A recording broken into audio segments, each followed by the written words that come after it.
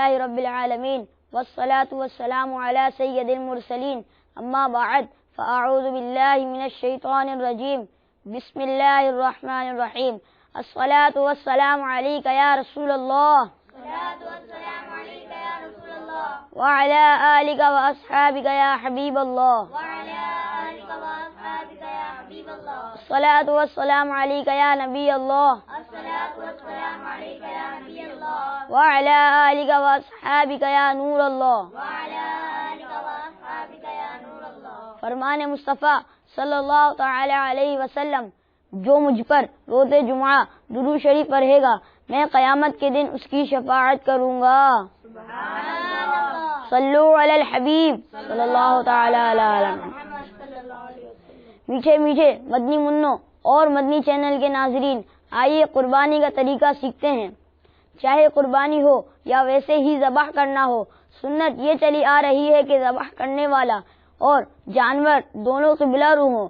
ہمارے علاقے یعنی پاک و ہند میں قبلہ مغرب میں ہے، اس لیے سر ذبیحہ یعنی جانور کا سر جنوب کی طرف ہونا چاہیے تاکہ جانور بائیں یعنی الٹے پہلو لیٹا ہو، اور اس کی پیٹھ مشرق کی طرف ہو تاکہ اس کا منہ قبلے کی طرف ہو جائے.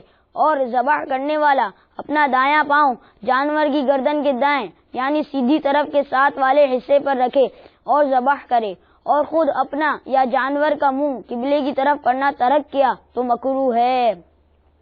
قربانی کا جانور ذبح کرنے سے پہلے یہ دعا پڑھی جائے: انی وجہت وجہی للذی فطر السماوات والارض حنیفا وما انا من المشرکین ان صلاتی ونسکی ومحیای ومماتی للہ رب العالمین لا شریک لہ وبذالک امرت وانا من المسلمین.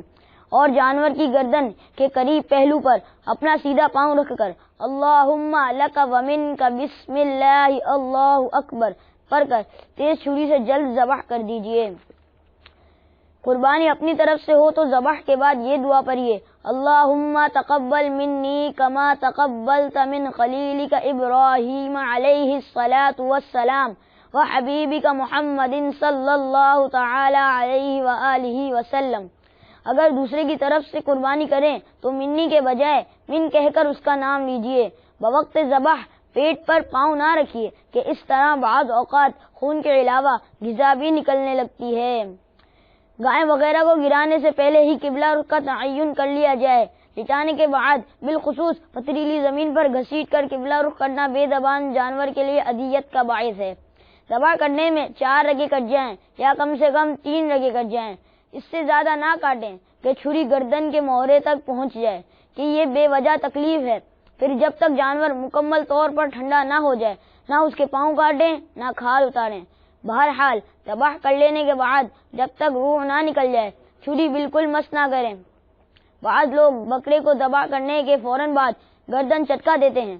بے زبانوں پر اس طرح کے مظالم نہ کیے جائیں. جس سے بن پڑے اس کے لیے ضروری ہے کہ جانور کو بلا وجہ ایذا پہنچانے والے کو روکے. بہار شریعت حصہ 16 صفحہ 259 پر ہے: جانور پر ظلم کرنا ذمی کافر پر ظلم کرنے سے برا ہے، اور ذمی پر ظلم کرنا مسلم پر ظلم کرنے سے بھی برا ہے، کیونکہ جانور کا کوئی معین و مددگار اللہ عز و جل کے سوا نہیں. اس غریب کو اس ظلم سے کون بچائے؟